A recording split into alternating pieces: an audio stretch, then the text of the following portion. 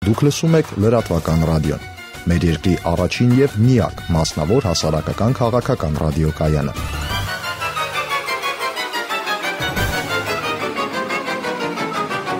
Լրատվական ռադիո FM 106.5։ Խոսում եւ ցուցադրում է Երևանը, ողջույն հարգելի ռադիոլսողներ եւ ռադիոդիտողներ, դուք լսում եւ դիտում եք Սա Հայաստանը եւ վերջ հաղորդումը Կարեն Վարդանյանի հեղինակային հաղորդաշարն է սա, Կարեն, բարև ձեզ։ Բարև ձեզ։ Երկրորդ խոսափողի մոտ Գարեգին Խումերյանն է, մինչև այս հաղորդման նյութին անցնելը կուզեի նախորդ մեր հաղորդման արձագանքների մասին մի փոքր խոսել, Կարեն, չգիտեմ, անձամբ ձեզ շատ են եղել արձագանքները, թե չէ, նախորդ հաղորդման հետ կապված, ֆանտաստիկ տեղատարապ արձագանքների, սարսափելի բևեռային, այսինքն սկսած ամենաանվորակ ներից վերջացրած ամենահետաքրքիրներով, մասնավորապես դուք հրավեր ունեք դեպի Տաբոլսկ, Հակոբ Ասլոյանը մեր բաժանորդներից մեկը, երևի իմ տարիքի գուցե մի փոքր ավելի երիտասարդ տղա, ով որոշել է, որ անպայման էս քանի տարին պետք է հետ գա Հայաստան, ասած, եթե դուք ձեր այդ Մարտունի ընկերոջ մոտ գնալու լինեք, Տյումեն, Տաբոլսկը հեռու չի, անպայման ձեզ հյուր է սպասում, ինձանից հասնում էր ձեզ սա փոխանցել։ Շնորհակալություն։ Ընդ որում շտապեք, քանի չի հայրենադարձվել այսպես։ Մենք ավելավա ինքը հայրենադարձվում ենք Երևանում հանդիպենք։ Ինչի մասին ենք այսօր խոսալու։ Մեր ռադիոլսողները այսօրվա թարմուղեղով հաղորդաշարը ով լսել է, գիտի ինչի մասին էր։ Ուրեմն խոսքը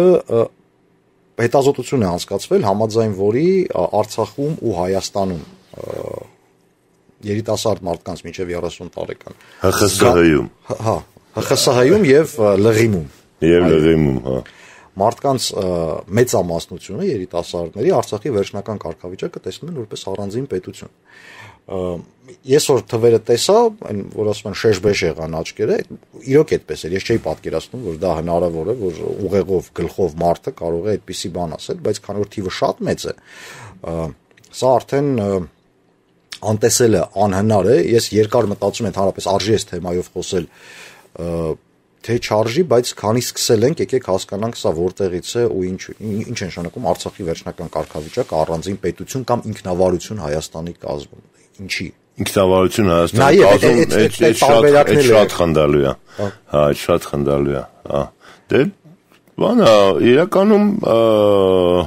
վիճակը այդ իմաստով միշտ է շատ վատ եղել, անգամ պատերազմի ժամանակ է շատ վատ եղել, որովհետև էլի մեծամասնությանը որ հարցնեիր, ասեին Արցախը Ռուսաստանի կազմում, որովհետև նույն Արցախի էլիտայի մի զգալի մասը այդպես էր տեսնում։ Հա, ժողովուրդն էլ էր այդպես տեսնում։ Հա, այսինքն ես չեմ տեսնում, որ այդպես շատ մեծ տեղափոխություն է եղել, ուղղակի խնդիրն էր, որ նոր Արցախի ղեկավարությունը, նոր էլիտան ինքը չհասկացավ կարևորությունը եւ բանը տեղիք տվեց այն հայաստանյան քաղաքականությանը, հայաստանյան էլիտան ուզում էր Արցախից ազատվել։ Հա, Լևոն Տեր-Պետրոսյան եւ այլն, ասենք, այդ հատվածը, հա, իրանց պետք չէր, իրանք նշանակված էին Հայաստանում պերեստրոյկա անելու, այսինքն խորհրդային միությունը քանդելու, կազմաքանդելու եւ ուղղակի Արցախի պատերազմը իրանց համար լրացուցիչ նագրուսկա էր եւ վտանգ էր։ Որովհետեւ եթե Արցախում մենք տանուլ տայինք, ապա այս պերեստրոյշիկները ստեից թռնում էին իշխանությունից ու ասենք իրանց համար հետաքրքիր էր, որպեսզի ինչպես եղավ Վրաստանում եւ Ադրբեջանում դեպ։ Հա, իրանց համար իրանց պետք էր որ Արցախը առանձին լինի, դրա համար այդ արհեստական անկախության հանրաքվեն, բան եւ այլն, ամեն ինչ արեցին, հրաժարվեցին անկախության հռչակագրի կետերը կատարելուց, որը որ ի վերջո պատմության դատաստանա լինելու եւ դատվելու են դրա համար, ես չգիտեմ Թալանի համար, չգիտեմ ինչի համար, ոնց է լինելու, այսինքն ով է պատասխանության կանչելու, բայց որ պետական շահերի դավաճանության համար հաստատ, այսինքն Հայաստանի վարչախմբերը ուրեմն տեղ ունեն կանչվելու, դա հաստատ է, այսինքն անկախության հռչակագիրը չկատարելու համար, հա։ Հա, ընդ որում մեզ հրամցվում էր դա, որպես դրսին ուղղված գործընթաց, հա, դրսին գործ, որ մենք ասենք, որ երկու պետություն ենք, որ դրսին կարողանանք խաբենք, բան եւ այլ, բայց մենք ինչքան դրսի խոշոր վերլուծաբանների, քաղաքական գործիչների հետ, ում հետ որ խոսում ես, իրանք միանշանակ Արցախը անցալում են որպես Հայաստանի կազմ, մինչ այժմ, մինչև հիմա էլ այդպես է, ասենք, եթե ինչ-որ մեկի հետ խոսում ես, որը լուրջ մարդ է եւ լուրջ վերլուծություն է անում, ինքը Արցախը Հայաստանից չի անջատում, այսինքն այդ բլեֆ էր, որ դա ուղղված է դրսի համար, դա ուղղված էր մեր ներսի համար, այսինքն մեզ պետք էր բաներ սեգմենտացնել, սեգմենտավորել, որպեսզի միասնական Հայաստան չլինի, հա, եւ այդպես է կատարվեց, եւ դրա մասին խոսում է այն, որ նույն, ասենք, պատմության, ասենք, դասագրքերի մեջ, ասենք, Արցախը, անկախ Արցախը նշվում, դպրոցում սովորում են, որ սա անկախ հանրապետություն է, բան եւ այլ, էլի, հա, որովհետեւ եթե դրսի համար էր, դուք երեխեքի խեք փչացնում։ Ճիշտ ասեիք, էլի։ Հա, երեխեքի խեք փչացնում, ասենք, գրեք, որ սա մեր հայրերի հանճարեղ քաղաքական մանևրն է, մենք այսպես խփում ենք դրսին։ Հա, օրինակի համար, էլի։ Հա, եւ ասենք այդ ամեն ինչը ոչ մենակ է չի, դե ամեն ինչը ուղղված է մեզ ֆրագմենտացնելու, այսինքն ընտանիքը ֆրագմենտացնելու, համ շենքի մուտքը ֆրագմենտացնելու, հարևանություն չլնել, համայնքը ֆրագմենտացնելու, շրջանները իրար դեմ ուղղելու, Ղարաբաղցի, Գյումրեցի, չգիտեմ, Մարտնեցի եւ այլ, այս ամեն ինչը, այս ֆրագմենտացնելուն է ուղղված, որը որ ըստ էության ստեղծված պետականության ինչ որ սաղմերը քանդելու խնդիրն է, էլի։ Ընդ որում հետաքրքիրը գիտեք որն է, այ ավակ սերնդի մոտ 45 եւ բարձր 50-ի մոտ մարդկանց մոտ այդ Արցախի ինքնիշխանությունը կամ ինքնավարությունը Հայաստանի կազմում իբրև նոնսենս է գնահատվում։ Սա մի երևույթ է, սա քաղաքական մի ինքնություն է, որը բնորոշ է բացառապես 88-ից այս կողմ ծնված մարդկանց համար։ Մենք դրեցինք այդ ինստիտուցիոնալ հիմքերը, դե մենք չէ, դնողը դրեց այդ ինստիտուցիոնալ հիմքերը ու մի սերունդ հետո մենք ունեցանք մի երկրում երկու քաղաքական ինքնություն։ Ինձ համար սա շատ անսովոր էր, բայց հետազոտողը Հրանտ Միքայելյան, Կովկասի ինստիտուտի գիտաշխատող, ասաց, բայց ինչի է զարմանում։ Կա այդպիսի երկիր Մակեդոնիա, որի մարդիկ բուլղարացի են սովորական մեծամասնությունը։ Մի մասը բուլղարացի է, մի մասը սերբ է, կարծեմ։ Ալբանացի։ Հա։ Բայց ասում եմ Մակեդոնիան նորմալ մակեդոնացի նորմալ քաղաքական ինքնություն է ու այդպիսի օրինակներ աշխարհում շատ կան, ներեն մեզ մեր ռուս եւ ուկրաինացի բարեկամները, բայց այդտեղ էլ է նույն խնդիրը։ Ավստրիա, Գերմանիա ամենաակնհայտն է, էլի, ընդ որում նույն ժողովուրդը ունենում է երկու տարբեր քաղաքական վերնախավեր, ու դու ստանում ես այն, ինչ ստանում ես։ Դե մեր խնդրեմը ուրիշ է, մեր խնդրեմն է նա, որ քանի որ այդ երկուսը իրար հետ գտնվում են աշխարհում կառավարող հանգույցում, այսինքն ով որ այս հանգույցը կառավարում է, ինքն էլ այս ամբողջ տարածաշրջանը կառավարում է, էլի։ Այդտեղ վտանգ կա, որ այդ երկու հանգույցը կարող է իրար դեմ ուղղվեն։ Այսօր կարող է այդ վտանգը մարդիկ չեն հասկանում կամ չեն զգում, բայց դա հեչ քիչ հավանական չի, որ ընդհանրապես ինքը նաև տենց օգտագործում է, հիմա էլ է տենց օգտագործում, որտեղ եթե դու արտաքին կառավարում ունես Արցախում եւ Հայաստանում երկուսն էլ արտաքին են, ապա նրանք կարող են քեզ իրար դեմ օգտագործել։ Այսինքն Հայաստանին պետք է ինչ-որ մի բան, ԽՍՀ-ին, ասենց ասեմ, Հայաստանի մնացած մասին ինչ-որ մի բան է պետք, եւ ինքը կարող Արցախը ասում է, չէ, ես ցենց չեմ ուզում, ես ուրիշ ձև եմ ուզում։ Всё, վերջացավ, այսինքն միասնական քաղաքականություն չկա։ Ով չի հավատում, թող ուսումնասիրի Կոսովոյի եւ Ալբանիայի հարաբերությունները։ Այսինքն մի շարժում, որը սկսվել էր Մեծ Ալբանիայի, հանուն պատմական ալբանական տարածքների, ում համար ոնց է, ըստ պատմական նախասիրության վերամիավորման եւ այլն, այսօր այնտեղ կա զուգահեռ երկու պետություն, նույն ազգն է, երկու տարբեր քաղաքական վերնախավեր ու Կոսովոն ամենևին Ալբանիա չէ։ Ամենևին Ալբանիա չէ, եւ քաղաքական մշակույթի, եւ տրադիցիաների, եւ տնտեսության, եւ այլ, ու էլի մի սերնդի ընթացքում էս ամեն ինչ եղավ։ Այսինքն մի պետություն, որը կարծես թե հասել է միջազգային ճանաչման, բայց հեչ չի ուզում վերամիավորվել իր մայր Ալբանիայի հետ, ասենք այսպես։ Ու թող ոչ մեկ չմտածի, որ ալբանացիները մեզնից պակաս ժողովուրդ են կամ մենք ինչ-որ մեկից առավել ենք, ինչ աշխատել է այնտեղ, չի աշխատելու այստեղ։ Պարզվում է, այդ անտերինստիտուցիոնալ համակարգերը շատ գծային ու ուղիղ են աշխատում բոլորը։ Դրա ոչ ուղղակի, անուղղակի ապացույցներից մեկը դա մեր շրջանների չբնակեցումն է, չէ՞, ասենք նույն Մերձարաքսյան հատվածի, ասենք Քարվաճառի, բանի թերի բնակեցումն է։ Ով էր խանգարում մեզ այդ բնակեցնել։ Նշանակում է ինչ ուժեր կային, որոնք ասում էին մի բնակեցեք, որովհետև կարող է քաղաքական մենք ուրիշ լուծում տանք, որովհետև եթե այսպես ասած էլիտաները անկեղծ էին վերամիավորման իմաստով, այլ ոչ թե դա ժողովրդի ճնշման տակ կատարվեց վերամիավորումը, էլի, բայց էլիտաները չէին ուզում։ Հիմա այդ նույն էլիտաները եւ Արցախում եւ ՀԽՍՀ-ում,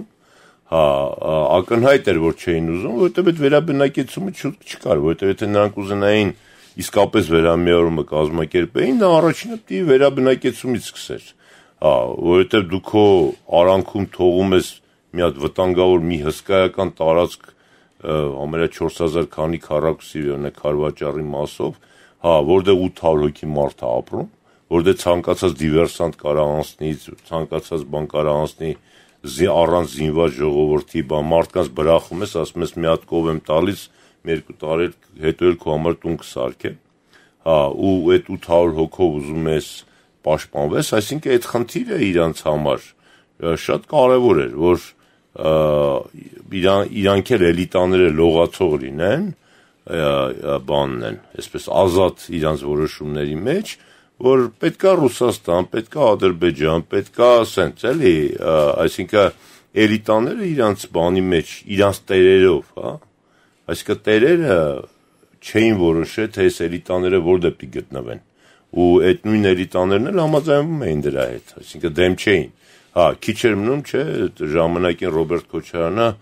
բանի Ադրբեջանի հանրաքվե աներ, չէ, բանում Արցախում պատերազմի ժամանակ, մասնակցեր, այսինքն այդ էլիտաները այդքան տենց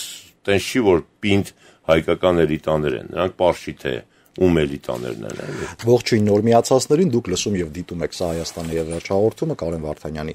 հեղինակային ծրագիրը, որի այս թողարկման ընթացքում քննարկում ենք վերջերս լույս տեսած հետազոտության արդյունքները, համաձայն որոնց Արցախում եւ Հայաստանում երիտասարդության մեջ մինչև 30-35 տարեկան մարդկանց մեջ շատ զարմանալի փոփոխություն է տեղի ունեցել քաղաքական ինքնության իմաստով, մասնավորապես Արցախի վերջնական կարգավիճակը մարդիկ տեսնում են իբրև անկախ պետություն կամ նույնիսկ այսպիսի էկզոտիկ վարկած ինքնավարություն Հայաստանի մեջ։ Ինձ համար սա միշտ այսպես ոչ այդքան համոզիչ է եղել, երբ ասում էին, այ մենք այսպես անելով ինքներս մեր ձեռքով թաղում ենք միացման գաղափարը, ասում էին, դե լավ, դրսի համար հորինված բան է, Հայաստանում դրան ոչ մեկ չի հավատում, պարզվում է իմ հասակակիցների մեծամասնությունը հավատում է եւ Հայաստանում եւ Արցախում։ Հիմա, Կարեն, մտավարժանք, դիցուք, չգիտեմ, ինչ որ հրաշքով, ինչ որ մի նորմալ ղեկավարություն է հայտնվում Հայաստանում։ Տեխնոլոգիապես ինչպես կարելի է չեզոքացնել զուգահեռ էլիտան, որը կա, որտեղ էլիտաները ակնհայտ են։ Բակո Սահակյանը այնուամենայնիվ այո նախագահ է։ Փողով է տալի։ Արցախի բյուջեը ոնց է ձևավորվում, 24 միլիարդ մենք ենք տալիս։ Մենք ենք տալիս։ Դե ոնց է տալիս ենք, տենց էլ ասում ենք, տենց էլ բանը, տենց էլ դի օգտագործեք։ Ուզում եք 24 միլիարդ ստանաք, ուրեմն այդ դասագրքերը կհանեք հենց Բաքում կվառեք, որտեղ գրած է անկախ Արցախ։ Մենք էլ մերը հանենք վառենք։ Մեր մոտ էլ է նույնը գրած։ Այդ ապուշությունները մենք էլ մերն ենք վառում, ասում ենք ընկեր ջան, ուրեմն այս դասագրքով է սովորացնում քո երեխեքին, գումա փողը որն է դրամն է աշխատում, դրամավարկային քաղաքականությունը սենց է։ Հետո ես կարծում եմ, որ արհեստականորեն գեր գումարներ են գնում Արցախ, որը որ հիմնավորված չեն, որովհետև Տավուշի վիճակը, եթե մենք ասում ենք պատերազմական վիճակի պատճառով ենք Արցախին ավելի շատ ֆինանսավորում, ապա Տավուշը ոչ ավելի լավ վիճակում է գտնվում։ Դրան գումարված ասենք Սփյուռքից եկած գումարները եւ այլն, այսինքն եթե մենք պետություն ենք ու իսկապես պետություն ունենք, ապա այդ գումարները մեկ տեղից պետքա բաշխվեն եւ դի բաշխվեն երկրի շահերից ելնելով, որովհետեւ այսօր Թուրքիայի ֆրոնտը ոչ պակաս կարևոր ֆրոնտ է դառնում, հա, գնալով տեսնում եք ինչա կատարվում եւ բորբոքումները Թուրքիայում բան եւ այլն, շատ հնարավոր է որ 2 տարի հետո մենք Երևանի մոտ ունենանք շատ ավելի լուրջ սպառնալիքներ ընդհանուր երկրին, կարծես Արցախում։ Դրա համար դա ընդհանուր պիտի դիտարկվի, ընդհանուր խնդիրը իրար հետ պետքա դիտարկվի։ Կարող է այսօր, որտեղ այսօր կարող է բացարձակ անիմաստ է պաշտպանական դիրքեր գրավել Արցախում, այսօր պետքա հարձակողական գործողություն անել, ամրացնել սահմանները, որ վաղը Երևանում զբաղվել, որտեղ վաղը եթե Երևանի խնդիրը դառնա ու մի հատ էլ Արցախում դու թույլ տեղ ունենաս, Տաուշում թույլ տեղ ունենաս, դու Երևանում ուղղակի չկարանաս զբաղվել, որտեղ այսօր քո զորակոչը հազիվ հերիքում է, որ դու պահակություն անես սահմանում, այսինքն ամբողջ կոնցեպցիան պիտի փոխվի։ Ու այս կիսատ վիճակը անկախ Արցախ բան sense ՀԽՍՀ ինչ որ Հայաստան անվան տակ բան եւ այլն դա թույլ չի տալի անելու, այսինքն այստեղ պետական այրերի պատասխանության հարց է ու այդ պատասխանության հարցը վաղը բարձրանալու է,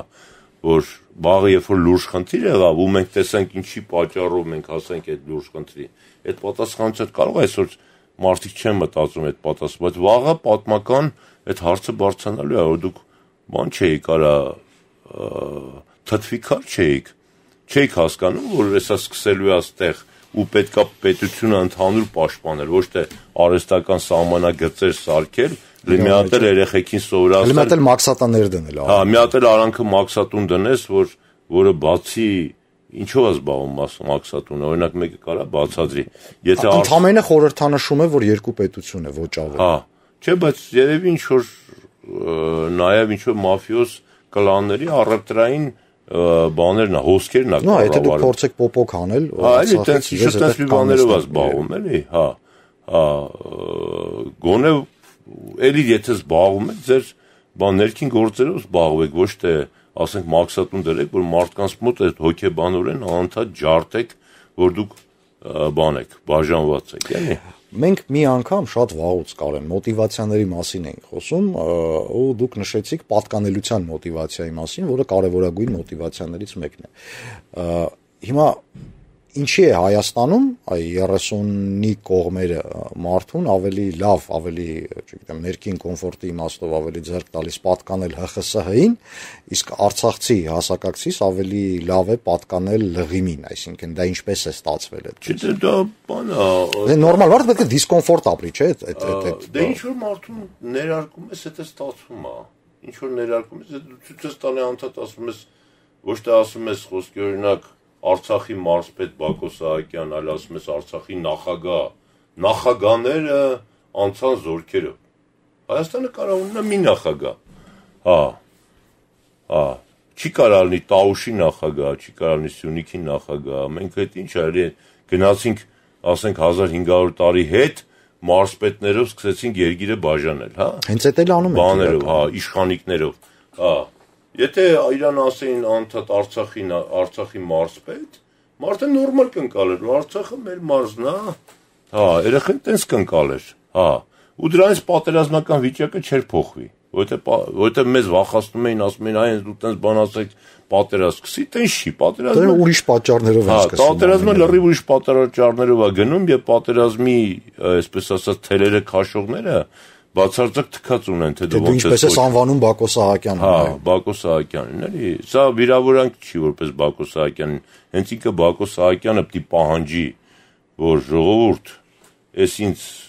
ճիշտ է, կարող է ինձ հաճելի է, որ ինձ նախագահ եք անվանում, բայց մեր ընդհանուր երկրի շահերին դա դեմ է, հա, այսինքն հասկանում եք, հա, այսինքն սա պիտի նաև Արցախից գա։ Ժամանակին Արցախում տես գործիչներ կային, որոնք հասկանում էին, որ վերամիավորված Հայաստանից դուրս իրենք ուղղակի ճակատագիր չունեն, ասենք Արտուր։ Մենք էլ չունենք։ Հա, չէ, Արտուրը Մկրտչյան, ասենք օրինակ, չէ, քիչ են եղել Արցախում, պատերազմի ժամանակ էլ են քիչ եղել։ Քաղաքական գործիչներ, որոնք կռվել են վերամիավորված Հայաստանի համար, քիչ են եղել։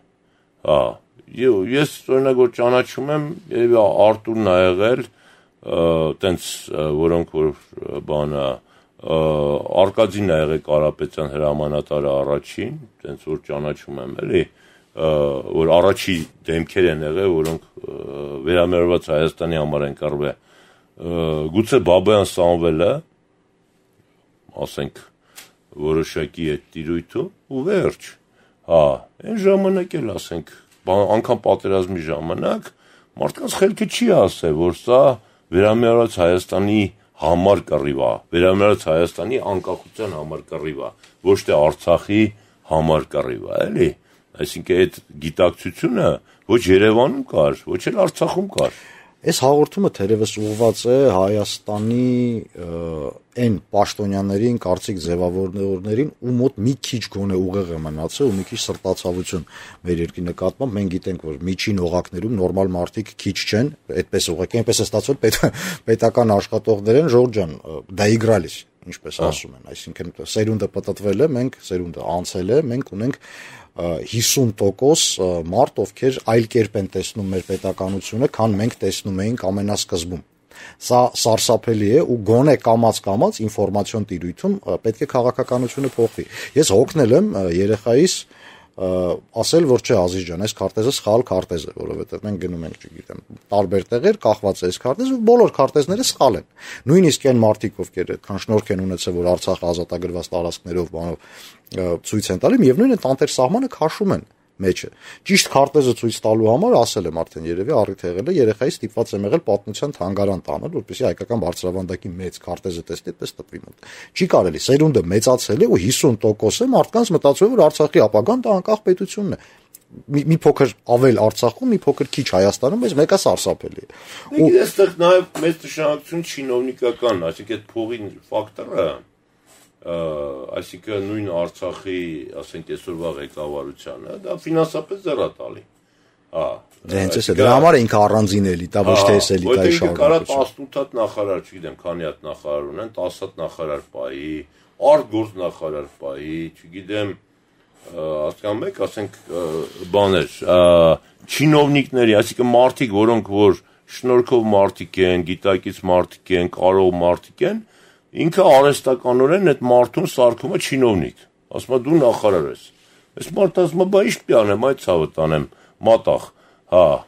իմ արտգործ նախարարն է, ասենք, ինչ է, ասենք այդ մարդը կարա լուրջ մարդ է, չէ, կարա լիքը գործաներ, ասենք երկրի համար, իր մարզի համար, բայց ռոչիկ արտգործ նախարար լինելու համար է,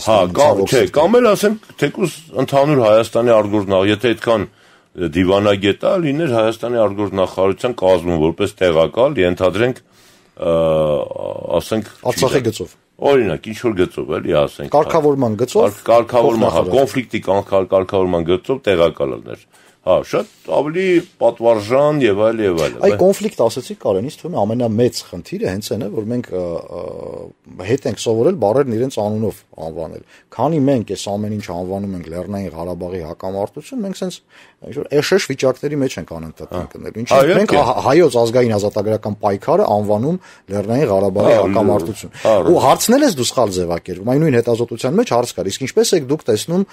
Լեռնային Ղարաբաղի հակամարտության կարգավորումը, խաղաղ ճանապարհով պատերազմական եւ այլն։ Հարցին 9%-ը պատասխանել է, որ ուզում ենք վերջնական հաղթանակ ռազմական ճանապարհով։ Մենք չենք ասում։ Բայց եթե ինքը հարցը այլ կերպ ձևակերպեր, ինչպես եք դուք տեսնում հայոց ազգային ազատագրական պայքարի ավարտոտը 101%-ը կասեր վերջնական մինչև հա, կամ Հայաստանի եւ Ադրբեջանի պատերազմի լուծումը ոնց եք տեսնում։ Հայաստանի եւ Ադրբեջանի պատերազմն ինչ Լեռնային Ղարաբաղի կարգավորում, բայց Տաուշը ինչ անելու։ Ասենք ենթադրենք Տաուշը ինչ անելու, Էրզրումը ինչ է լինելու, Կարսը ինչ է լինելու, Նախճեվանը ինչ է լինելու։ Սխալ տերմինաբանության մեջ ենք եկել։ Մենք ապրում ենք հսկայական տերմինաբանական ծուղակի մեջ։ Չէ, ծուղակի մեջ քեզ գցում են։ Այսինքն մարդիկ, որոնք որ դրսի պատվեր են կատարում, իրենք անընդհատ նախ քո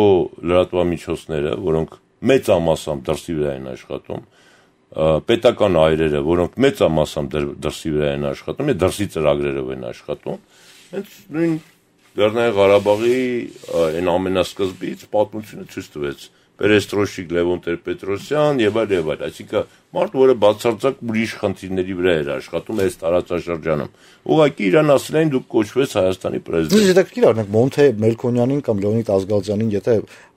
խոսելիս Լեռնային Ղարաբաղի հակամարտության կարգավորում եզրույթ ինչ-որ մեկ օգտվեց, մարդիկ կարող չհասկանային ուղղակի ինչի մասին է խոսքը, էլի։ Այսինքն սա արհեստական է, դրա համար գոնե մենք ներքին մակարդակի վրա, իմ կարծիքով, էլի, այսինքն մարդիկ, ով դա հասկանում են, գոնե ներքին մակարդակով դա թույլ չտան։ Ասենք տեսնում ես, ասենք չգիտեմ, օրինակ այն ինչ էր, ոնց է կոչվում, այս վերջերս մի հատ խայտառակ բան է, բիլբորդ էր, Մաքուր Հայաստան, որ վերցրել էին նախ այն սրիկա քարտեզն է ՀԽՍ-ի խփած, Լեռնային Ղարաբաղի հատվածը չկա, Արցախի հատվածը չկա, ու զինվորները կպցրած, ու տակը դրած աղբաման։ Ասենք օրինակ լեզու չիմացող մարդը, չէ, ու օրինակ չգիտեմ, իմ տարիք կարող է ես էլ հիմա ասենք պատրաստեմ, ասեմ դրեմ ջարդեմ։ Հիմա տեղը չգիտեմ այդ տեղը, այդ որտեղ է խփած, էլի, բայց որ տեսա, հաստատ ջարդելու եմ։ Բայց երիտասարդները, որոնք տես բան են տեսնում, հենց տեսնում ես քարտեզը սխալ է, վերցու վրից նկարի, ջարդի, այսինքն իշխանությունները հենց այդ էր, ես նույնիսկ իշխում շարժում կար երիտասարդական, ջահել տղեկ էին գրաֆիտի էին անում փողոցում, անում էին այն ինչ որ դուք անում եք, բայց մեկը չի աշխատում, մինչև այդ անտեր էլիտան ինքը կարևոր է, էլի, մինչև ինքը տենց չի սկսում նայել, ոչ մի բան չի։ Եթե ներսից այդ շարժումը կա, օրինակ ես ասեմ, վերամիավորումից հետո մեր լրատվական թողարկումները ՀԽՍ-ի, անգամ դեկտեմբերի 1-ից հետո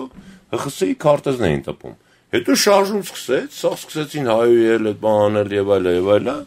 սկսեցին արդեն լրաբերում, հայլուրում, բանում նորմալ քարտեզով սկսեց գնալ, եղանակը, բանը, չէ, նորմալ ու դա դառավ սովորություն։ Հիմա եթե ներսից, տակից ճնշում եղավ եւ ոչ մեկ թույլ չտվեց, որ ասենք այս մասնատված վիճակը, ասինքն գտնվեն խմբեր, որոնք այս մասնատված վիճակի դեմ պայքարեն, ընդ որում իրավականորեն իրանք ճիշտ են։ Որովհետև կա, չէ, ասենք եթե դատարան են գնում, ասենք եթե ես գնում եմ մետի, ասենք հակապետական լոգոյա խփած, ես դա ջարդում եմ, ինձ տանում են դատարան։ Տանում են դատարան, ասում են խի ջարդիր, ասում եմ, որովհետև հակապետական կառույցն է գնում։ Դրա համար հոտված կա։ Ես դրա դեմ եմ, ես որպես քաղաքացի դրա դեմ եմ կռում։ Բա ի՞նչն է դրա հակապետական։ Հանում եմ անկախության հռչակագիրը, վերջի կետը, որ Հայաստանի բոլոր իրավական ակտերը պետք է հիմնված լինեն անկախության հռչակագրի վրա, եւ ասում եմ, ես քեզ մայր ակտը ցավը տանեմ, մայր ակտում, գրած է, որ մենք վերամիավորված ենք։ Ուրեմն խնդրում եմ համապատասխան սրան քարտեզը լինի, դատի տակ բոլոր են իրավական ակտերը, որոնք սկսած համահայդություն այս վերջինն էլ, նախավերջինն էլ, մյուսն էլ, որոնք որ խախտել են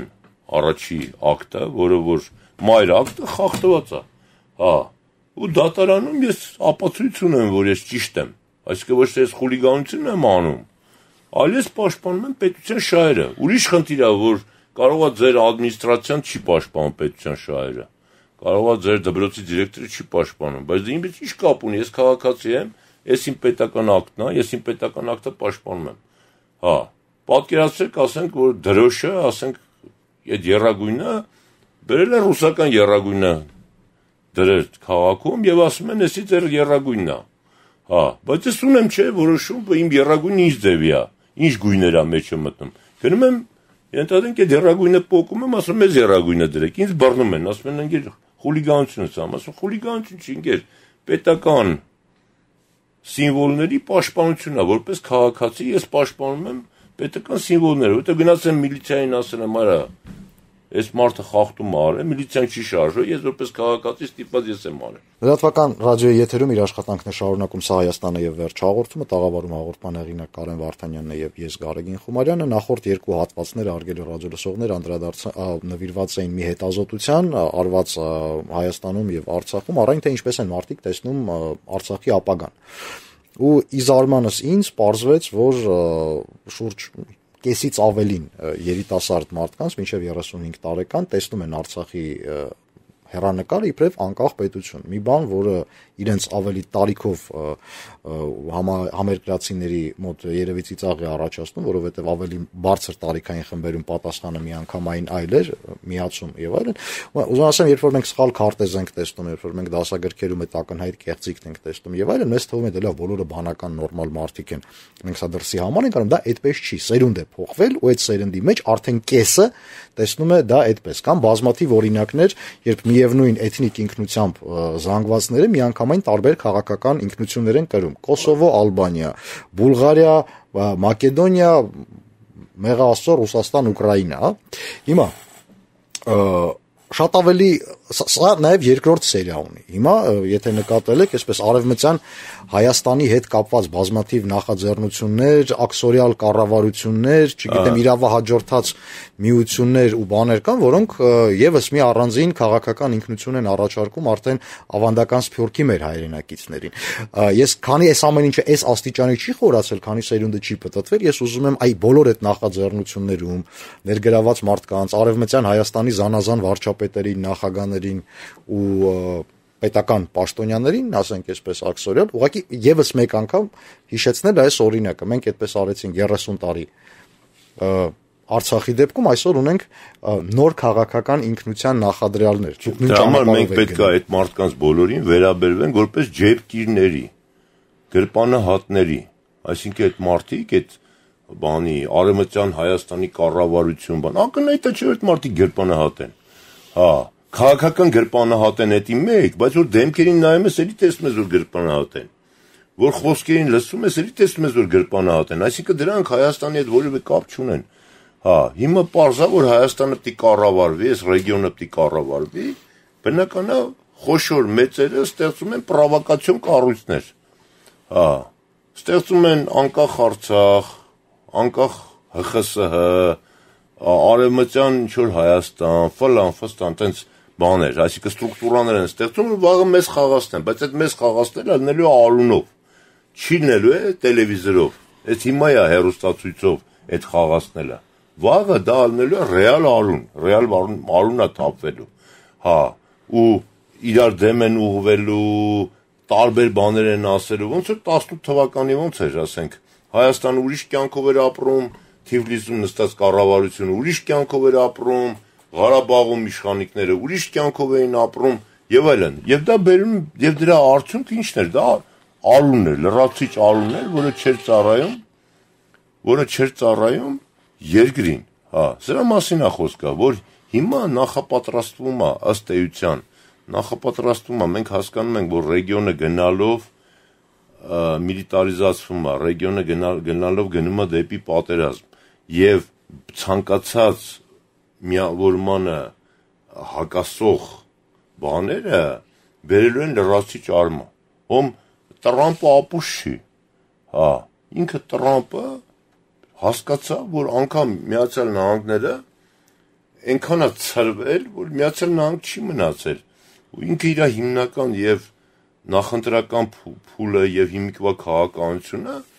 հավաքվել Միացյալ Նահանգներով, որ կարողանան հասկանան, թե իրանք որտեղ են գտնվում, որովհետեւ իրանք այնքան իրանք ամբողջ հզորությունը տվեցին ազգային կորպորացիաներին, որպես գործիք։ Հետո այդ միջազգային կորպորացիաները այնքան ուժեղացան, որ դառան ինքնուրույն միավոր եւ սկսեցին աշխատել Միացյալ Նահանգների դեմ։ Եվ ինքը ստիպված էս Տրամպը խի հաղթեց, որովհետև ինքը այդ հարցը բարձրացրեց, որ ժողովուրդ, մեր երկիրը բա, մենք աշխարհի տարբեր տեղերում բաներ ենք անում, բայց մեր երկիրը ձեռից գնացել է, արդյունաբերությունը փախել է, էսի փախել է, աշխատատեղը փախել է, բան եւ այլ, եւ տարավ, որ մեկ-մեկ մի հատ հավաքվենք, որ կարողանանք դիմադրենք այս աշխարհում։ Հա, ու հիմա այդ կոնֆլիկտը կա, ակնհայտ երևում է, միջազգային կորպորացիաները ընդդեմ Միացյալ Նահանգների, չնայած Միացյալ Նահանգներն են դրանց ստեղծել, բայց այսօր այդ կոնֆլիկտը կա, վաղը մենք էլ ենք այդ ունենալու։ Հա, մենք ենք ստեղծել, հա, չէ, Արցախը, մյուսը, վաղը դա Հայաստանի դեմ է աշխատելու։ Հա, եւ դրա համար հիմա բոլոր այն պրոցեսները, որոնք բան են, հա, դեպի կենտրոն չեն գալիս, դեպի Երևան չեն գալիս, Դրանք պետքա ոչնչացնել, դրանց հետ պետքա պայքարել։ Կապ չունի դրանք ոնց են կոչվում, անկախ Արցախա կոչվում, ոնց է կոչվում, դասագիրքա կոչվում, ուրեմն ծնողները պետք է գնան դպրոց, նույն այսօրվա ՀԽՍՀ-ում, ոնց է նախկին ՀԽՍՀ-ի, չգիտեմ, ոնց է անունը դնենք այս պետության, որը որ դրժել է անկախության հռչակագիրը, գնան ասեն, ինչ եք սովորացնում իմ երեխուն։ Այսով այս դասագիրքը գրե։ Հրաժարվեն երեխեքին չթողեն, որ այդ դասագրքերը կարդան, որովհետեւ երեխեն գնում է խելոք, կարդում է, գնում է պատասխանում է, այդ իր մոտ նստում է, չէ։ Եթերաժամն ավարտին մոտեցավ, կարծում եմ սա վերջին հաղորդումը չէ այս թեմայով, որովհետև շատ կարևոր է այս ամենը։ Շնորհակալություն Կարեն, հարգելի ռադիոլսողներ, ռադիոդիտողներ, կհանդիպենք ուղիղ մեկ շաբաթ հետո։ Դուք լսում եք Լրատվական ռադիոն, մեր երկրի առաջին եւ միակ մասնավոր հասարակական քաղաքական ռադիոկայանը։